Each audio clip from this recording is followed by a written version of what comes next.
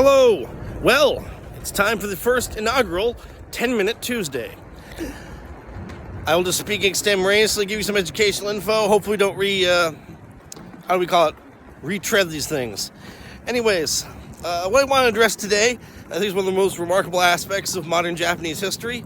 Personally, it has a connection to my life. I was in the JET program for 5 years, as you probably know, and really is quite remarkable how strong, especially beginning in the 1920s, but particularly from the 1940s, the progressive approach in Japanese education was. It's not the kind of approach you necessarily see even used in the United States. But it was a particularly strong and popular approach in elementary school, and it had its own approach in junior high from approximately the 1920s and probably petered out. Those major trends probably petered out sometime in the 1990s. And elementary school, arguably, the administrative approach, the sophisticated approach towards working with students has remained. If you want to kind of get an insight into those reform movements that really embraced a playful, friendly approach with elementary school education, the obvious movie I'd recommend would be 24 Eyes. Beautiful movie, a very beautiful depiction of elementary school in the 1900s, 1920s, 1930s, 1940s. In that movie, I recommend you watch it yourself.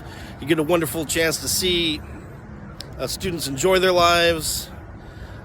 Students, a very small one-room classroom. Students interact. The teacher learns their nicknames. Very playful, friendly approach towards education.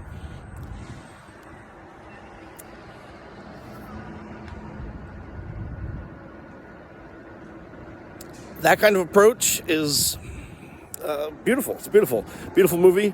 I think you'll enjoy it if you watch it.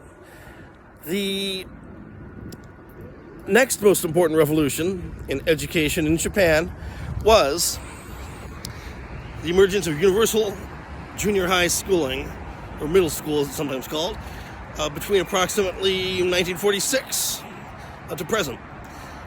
That emergence was quite remarkable.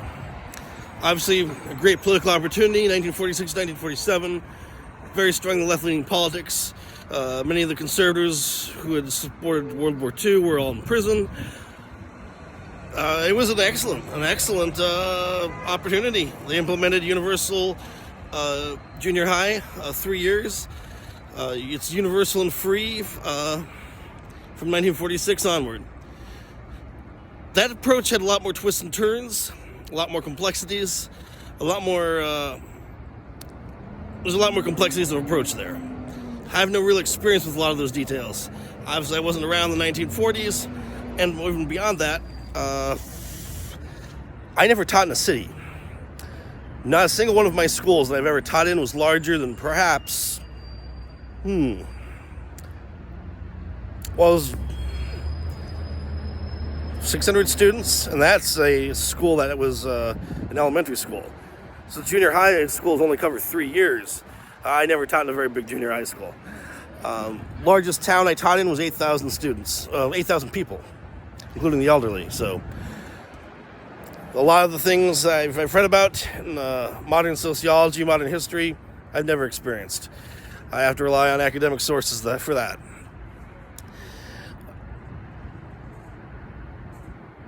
I think all the approaches were quite admirable. They tied into a lot of political trends at the time, both center-right conservatism, all the way to, of course, strong support for mainstream socialist projects. That was an extremely dominant part of Japanese politics. I can see why there was a major revision in all the literature I've read in Japanese education in the 1990s. The belief that the Soviet Union or East Germany were paradises that everyone could follow as a model, well, that clearly petered out in the 1990s. Obviously, Yugoslavia as well. The director Hayao Miyazaki noted that apparently it was not a multi-ethnic paradise, at least not one that could hold together.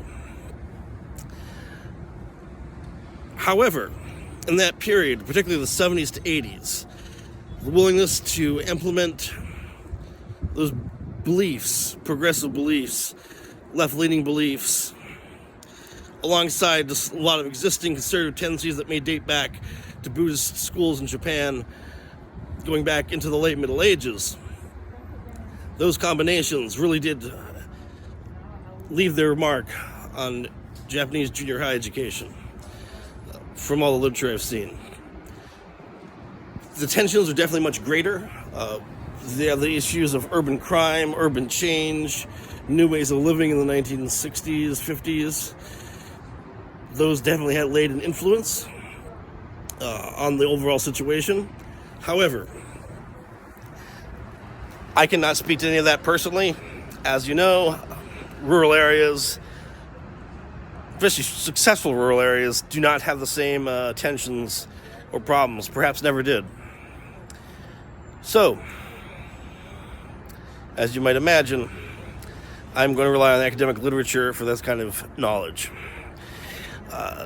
Personal experience in Japan, no experience with any sort of urban junior high or urban high school. Well, a little bit of experience in urban high school, but only, it's not a normal urban high school.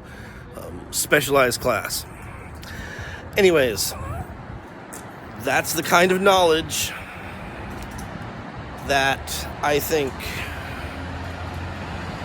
is useful. I think it's useful in seeing that Japan pointed the way not just to a progressive model of education, but a progressive model of education that was not as influenced by American models, especially at the junior high level.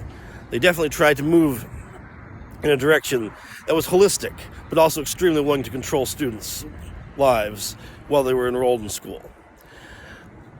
I think there's something admirable about that approach. I can see that in the 90s. There's a lot of revisions, a lot of uncertainty on how the people have been operating the school system. Good question whether it had a lasting influence. There's a certain sense of school camaraderie you get today. People probably didn't have before the modern junior high system. Even the use of uniforms, that has an interesting effect. That in terms of making school the special world that people live in for 3 years. There is not really any comparable system for secondary education in most parts of the U.S., but it definitely left a mark on Japan. I think many people do find junior high quite pleasant as a time period in their life. Maybe not initially pleasant when they transfer in from elementary school, but it certainly grows on many people.